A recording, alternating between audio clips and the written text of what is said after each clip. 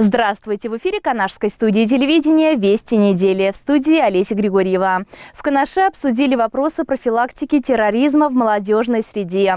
Кустовое совещание прошло на базе Канашского транспортно-энергетического техникума.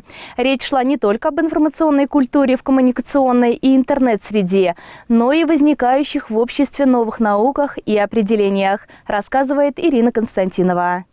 В работе семинара сегодня принимают участие педагоги, представители прокуратуры, МВД, управления Роскомнадзора, научные деятели и представители средств массовой информации республики. Профилактическая работа по вопросу противодействия терроризму проводится на всех уровнях, начиная со школьной скамьи. Актуальные вопросы обсуждаются сегодня на двух площадках. Добрый день. Я очень рад столь внушительную делегацию сегодня встречать на территории города Канаша. И такие мероприятия нам нужны. Антитеррористическая направленность. Почему? Потому что город Канаш сегодня крупный железнодорожный узел. Через город Канаш идут большие потоки транзитные. Поэтому это очень актуально становится. И плюс, учитывая тот факт, что еще с 2015 года в городе действует антитеррористическая комиссия, на которой мы не раз уже обсуждаем различные вопросы безопасности наших горожан. В том числе иногда эти вопросы не находят отклик, получается, в сердцах населения в связи с неудобством. Но все это делается для безопасности. Поэтому какую-то золотую середину ищем, с населением работаем. Но я рад той сегодняшней ситуации, то, что в городе все-таки есть понимание, что безопасность должна быть на первом месте. Сегодня мы видим представителей правоохранительных структур, силовых структур. Сегодня представители МЧС представляют свое оборудование, делятся своим опытом, показывают технику студентам. Я думаю, это будет интересно и с различных сторон нашей жизнедеятельности. Почему? Потому что и со стороны то, что наказание будет неименуемо, если вдруг какие-то проявления террористической направленности будут. Ну и делается для того, чтобы наши студенты, может быть, какую-то профориентацию прошли и выбрали своим путем как раз службу в силовых структурах, в МЧС, именно на страже интересов наших дорогих россиян, на страже интересов наших дорогих горожан и жителей республики в целом. На базе техникума развернулись как дискуссионные, так и выставочные площадки, в которых принимали участие студенты и учащиеся образовательных учреждений города. Вообще вопросы профилактики терроризма и экстремизма, они для образовательной сферы на сегодняшний день являются одним из основных, потому что напрямую связаны с безопасностью наших воспитанников, наших студентов. И в конечном итоге мы вносим их в приоритет. Вот такое мероприятие, как посвященное профилактике терроризма в молодежной среде, оно на базе Канашского транспортно-энергетического техникума проводится впервые. Очень масштабное мероприятие. Мы благодарны организаторам, благодарны администрации города Канаш, благодарны Министерству образования и молодежной политики Чувашской республики. На сегодняшний день мы в техникуме проводим достаточно большое количество мероприятий по профилактике терроризма. Мы проводим также обучение по программе «Пожарная безопасность». Эта тематика сегодня тоже она представлена в рамках мероприятия. Очень полезно, что в мероприятии принимают участие школьники города Канаш. Это для них еще одно, скажем, профориентационное мероприятие. И мы надеемся, что станем такой базовой площадкой для ежегодного проведения подобных мероприятий. Актуальные вопросы указанной тематики, такие как вовлечение в незаконную деятельность молодых людей, иной раз даже по незнанию, защита персональных данных, меры по обеспечению безопасности детей в школах и в садах. Это лишь малый перечень того, о чем говорили участники семинара. Патриотическому воспитанию также уделяется особое внимание. Кемидин Мифтафудинов вручил сертификаты Госсовета Чувашии 5 участникам молодежного проекта «Мое будущее в Чувашии», а также благодарственного письма удостоился преподаватель Канашского транспортно-энергетического техникума Оксана Мурзина. Без сомнений, в поддержании нравственности и уважения к людям большую роль играет то окружение, в котором живет человек. Правоохранительные и судебные органы нас в этом вопросе оберегают, но есть и те, кто по собственной инициативе и велению сердца оказывает помощь нуждающимся. Таких людей в Канаше немало, и именно их в своем выступлении отметил глава администрации Виталий Михайлов, поощрив участников клуба навстречу друг другу благодарственными письмами администрации города.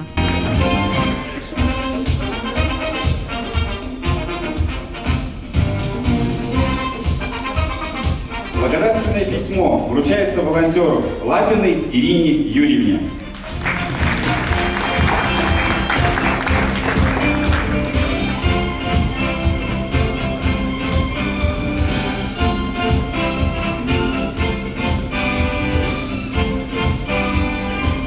Благодарственное письмо вручается волонтеру Павловой Анне Сергеевне.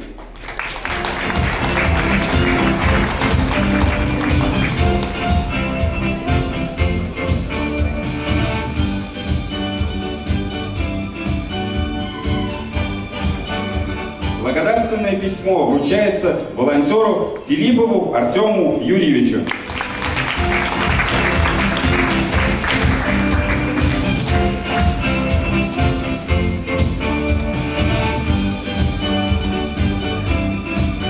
Благодарственное письмо вручается волонтеру Матвеевой Наталье Владимировне.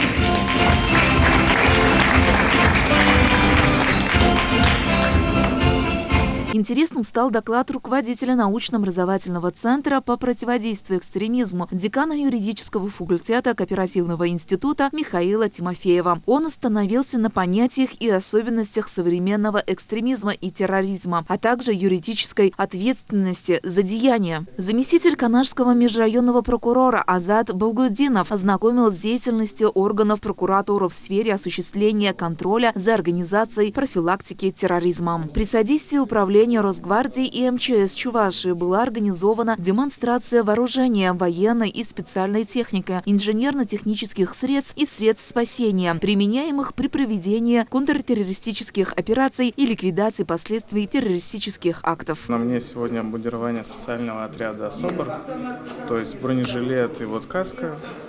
Решил примерить на себя. Общее впечатление вполне хорошее, то есть мне интересно посмотреть, окунуться с головой как бы в их атмосферу, вот, и как будущего защитника попробовать себя. Ирина Константинова, Елена Блацова, Константин Садюков. Вести недели. Мама – великое слово. Мама – главный человек в жизни каждого из нас. В последнее воскресенье ноября мы отмечаем День всех матерей. Глава администрации Виталий Михайлов поздравил матерей города, поблагодарил их за чуткость, любовь к своим детям, а также вручил сертификат на право безвозмездного пользования земельным участком семье Емельяновых. Мама, казалось бы, слово простое. Но сколько в нем нежности, ласки, тепла. Ребенок лопочет ее бестолково, раскинув ручонки, припухшие от сна. И в горе и в радости мы повторяем то робкая мама, то резкая мать. Потом на чужбине вдруг сердце запросит совсем незнакомую мамой назвать. С Днем матери представителей прекрасного пола поздравили сыновья, мужья, матерей героев почтили участники локальных войн. И отдельное спасибо мамам наших боевых друзей, погибших в локальных войнах. Спасибо вам большое, что вы воспитали настоящих мужчин. Дай Бог вам здоровья. У моей мамы 4 детей. Из них все военнослужащие. В данный момент 2 дочери у нее военные служащие. 4 внука, из них 3 внучки находятся на военной службе. Парень, внук, тоже военный. Хотелось бы особое внимание уделить словами это родителей, это погибших наших товарищей, откуда у этих матерей силы они отправили и не дождались своих сыновей с поля боя. Силы вам, удачи, чтобы у вас всегда было здоровье, мы вас всегда помнили, помогали. Мама – это тот человек, который всегда поймет и простит, выслушает и даст нужный совет. Дорогие наши женщины, я желаю вам, конечно, прежде всего здоровья, ну и сил побольше, потому что мир сегодня от современной женщины требует, простите, сильная половина человечества больше, чем от вас. Поэтому я считаю, что очень многое в мире зависит от нашего счастья. Если мы будем энергичными, будем любвеобильными, будем любить свою семью, своих детей, в наших семьях, значит, в нашем городе, и в нашей республике, и в нашей стране будет все хорошо. С праздником вас! Школьники подготовили мини-сценку, где говорится о том, что для каждой мамы мы навсегда останемся детьми. Танюшина мама с работы пришла и Таню спросила: «Как, дочка, дела? Опять заигралась, наверное, в саду. Опять ухитрилась забыть про еду. Обедать!» — кричала бабуся 100 раз. «Эх, а ты отвечала: сейчас, да сейчас!» С этими дочками просто беда. Тут бабушка, мамина мама пришла. И маму спросила: «Как, дочка, дела? Наверное, больница за целые сутки. Опять для еды не нашла ни минутки. А вечером съела сухой бутерброд. Эх, сколько у вас там забот и хлопот!» В честь праздника Краеведческий музей провел фотоконкурс на тему «Нет на свете ближе и родней». В комиссию было представлено 350 работ. На сцене состоялось награждение. Первое место заняла семья Григорьевых. В фотоконкурсе участвуем уже не первый год. И со старшей, и с младшей. За что благодарим организаторов этого конкурса. Нам очень нравится участвовать. Фотография. У любой мамы есть фотография с ребенком. И мы подали свою фотографию и выиграли, заняли первое место. Мама 2 прекрасных дочерей поделилась впечатлениями от праздника. Атмосфера праздника – это праздник в любом случае. Тем более очень приятно, когда поздравляют дети. И всем большое спасибо. Но мамам это праздник, не знаю, очень приятен, очень важен для нас. Поздравляю всех мам с Днем Матери. Желаю самое главное – крепкого здоровья, чтобы не забывали про них мы, дети, большие или маленькие, чтобы мы звонили и думали о своих родителях. В первую очередь, конечно, о мамах. Любимых мам поздравили со сцены юные канашские артисты. Олеся Григорьева, Антоний Николаев, Елена Бладцева, Дворец культуры. 14 декабря в 12 часов приглашаем всех на 25-й юбилейный праздник землячества Канаш-7. Праздник пройдет в Чебоксарах во Дворце культуры имени Ухсая. Приглашаем всех канашцев на грандиозный праздник. А далее информация о том, как правильно выбирать недвижимость. Наш корреспондент Антоний Николаев провел беседу с менеджером отдела продаж акционерного общества ЛСР «Недвижимость М» Кириллом Савельевым и руководителем агентства недвижимости ID Reality Татьяной Полевовой. Рынок недвижимости в Москве осенью. Кирилл, что с ним происходит? Он постоянно скачет. Последние его изменения какие? Хороший вопрос. Мы наблюдаем ситуацию, что постоянно каждый месяц цены меняются. Соответственно, идет удорожание квадратного метра. В наших проектах это может быть от 500 рублей за квадратный метр до 10 тысяч. И я думаю, что тенденция к снижению она не будет.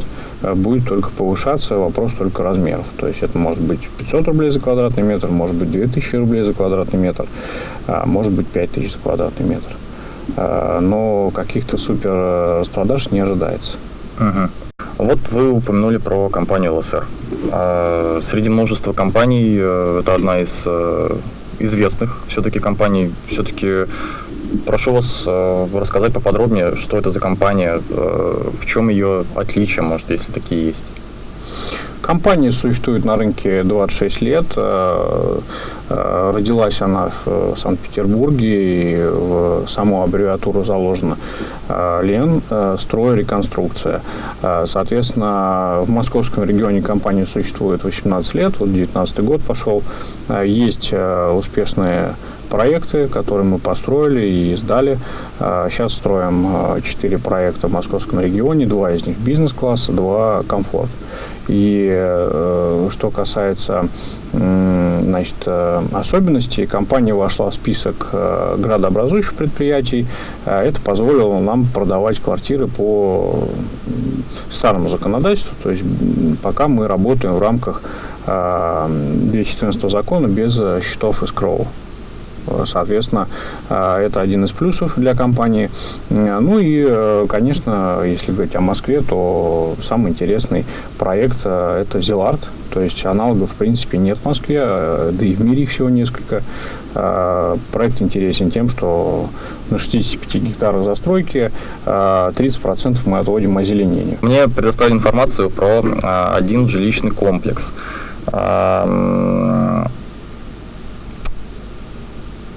Называется он жилищный комплекс Нахабино-Ясное.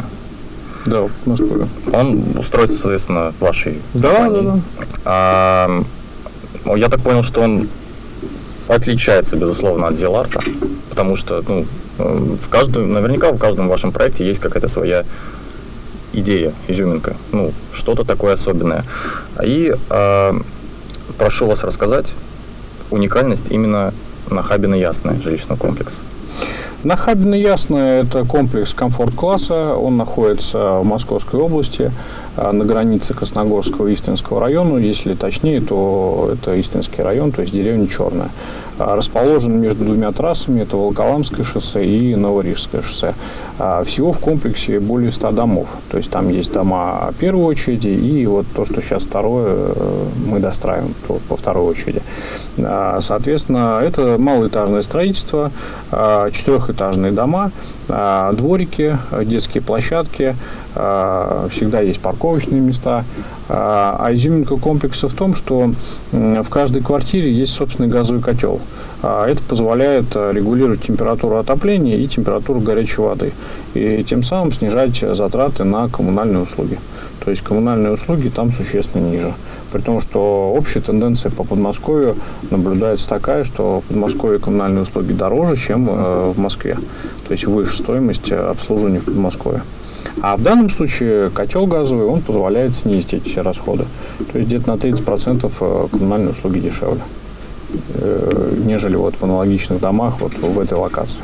Концепция подразумевает следующее, что дворы без машин, в каждом дворе детская площадка, при этом если кто там бывал, да, вот и в частности жители Чебоксар туда ездят, смотрят, определяются, там принимают решение о покупке, то это такая небольшая, как бы подмосковная Швейцария. Также там еще открывается станция МЦД. МЦД уже открылась 21 ноября. Да, и причем 2 недели бесплатно. Отлично. Да, то есть такая акция правительства Московской области. То есть там, в принципе, до метро Тушинска добираться, наверное, минут 15, да? Ну, с учетом диаметров стало быстрее. Ну, конечно, это не 15, а чуть-чуть подольше, но существенно быстрее.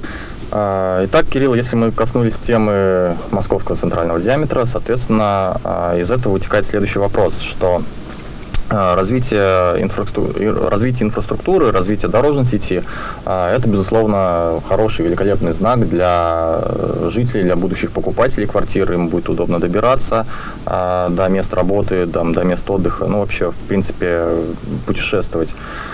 Но, как и, допустим, со станциями метро, с открытием новых станций метро, насколько я же опять знаю, насколько я знаком с рынком недвижимости, что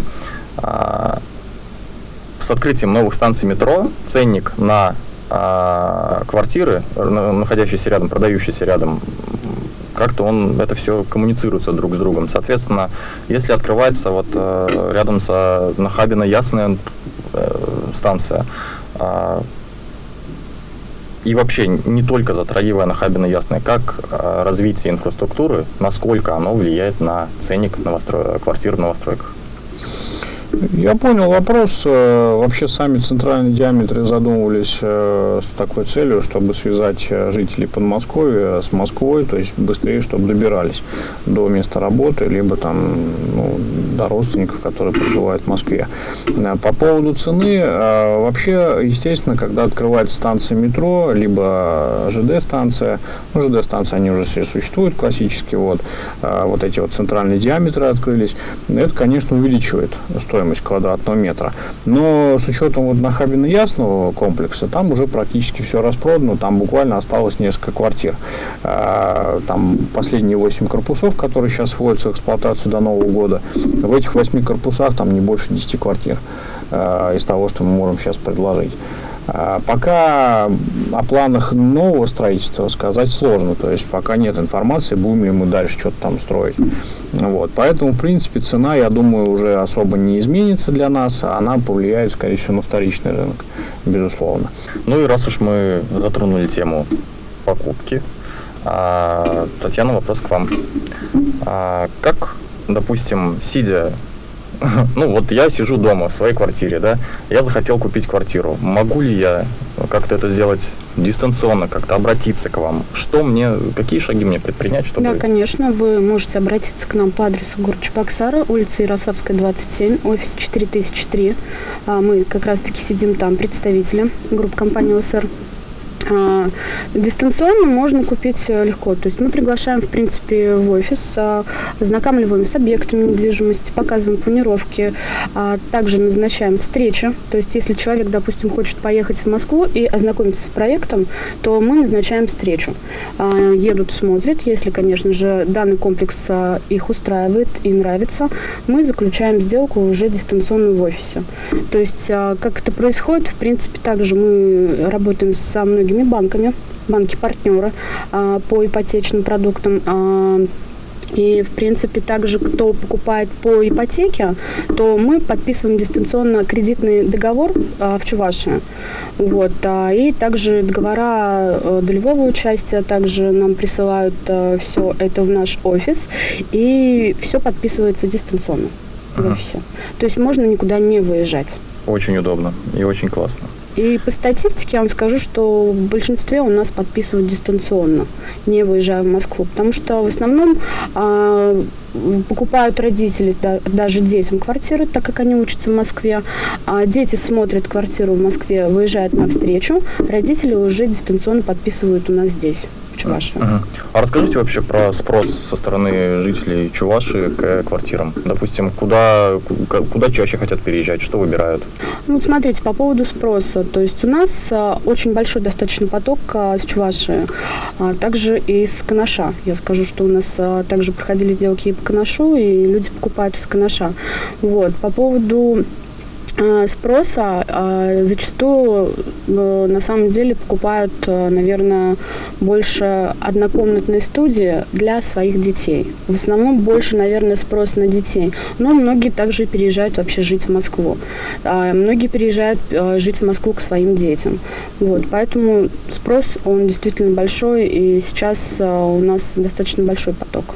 На день открытых дверей вы можете прийти к нам в офис, где вы сможете подобрать объект недвижимости, забронировать квартиру, получить полностью консультацию по объекту недвижимости и также оформить ипотечный кредит. Уважаемые клиенты, приглашаем вас на день открытых дверей группы компании ЛСР Москва в наше представительство по адресу город Чебоксары, улица Ярославская, дом 27, офис 4003, компания ID Realty. Сегодня у нас в гостях побывали руководитель чебоксарского офиса ID Realty Татьяна Полевова и менеджер региональных продаж компании ЛСР Московского региона Кирилл Савельев. А на этом наш выпуск завершен. Удачной вам недели. До свидания.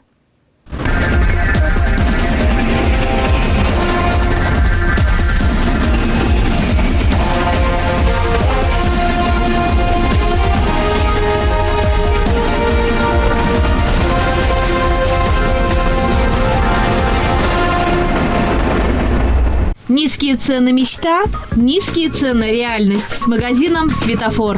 В магазины «Светофор» напрямую от производителя поступает товар. Поэтому мы можем предлагать населению товары по очень доступным ценам. На постоянной основе проводятся акции, чтобы ваши покупки стали еще выгоднее. Все группы товаров – продукты, бытовая техника, посуда, бытовая химия, одежда, обувь, хозяйственные товары, товары для дома и многое другое. Постоянные акции помогут сэкономить ваш бюджет. Мы здесь для праздничного стола все взяли, все необходимое. У нас, конечно, большое мероприятие. Завтра у нас свадьба. Вот мы готовимся с настроением. Здесь мы экономим свой бюджет. Нам нравится сюда приезжать. Мы частенько сюда приезжаем, покупаем все необходимое. И покупками довольны, наверное. Да, очень довольны. Огромное количество новинок, детские товары, игрушки, товары для домашних питомцев. Все по самой низкой цене. Я очень часто хожу в «Светофор». Здесь очень выгодно покупать. Мне очень нравятся продукты, ассортимент. Здесь очень часто ходит много народа. И приходите в «Светофор». У нас с вами начало зимы, а значит день рождения «Светофора». Традиционно в честь своего дня рождения «Светофор» объявляет акцию. Приобрети товар на 3000 рублей, получи купон и участвуй в грандиозном розыгрыше ценных призов. 1 декабря в 13:00 приглашаем вас принять участие в грандиозном розыгрыше, который состоится на площадке у «Светофора», где будет разыгран главный приз – холодильник и много очень ценных призов. Главный приз – холодильник, а также телевизор, микроволновая печь и много других подарков. Торопись! Розыгрыш состоится 1 декабря в 13 часов на территории магазина «Светофор». Приходите в «Светофор», совершайте умные покупки, экономьте вместе с нами. Будем рады вас видеть. А сегодня мы вам предлагаем купить товары по акционным ценам. Подсолнечное масло 5 литров 299,90. Горбуша свежемороженая 1 килограмм 169,90. Лучшие товары и лучшие цены у нас. Город Канаш, Котовского, 4.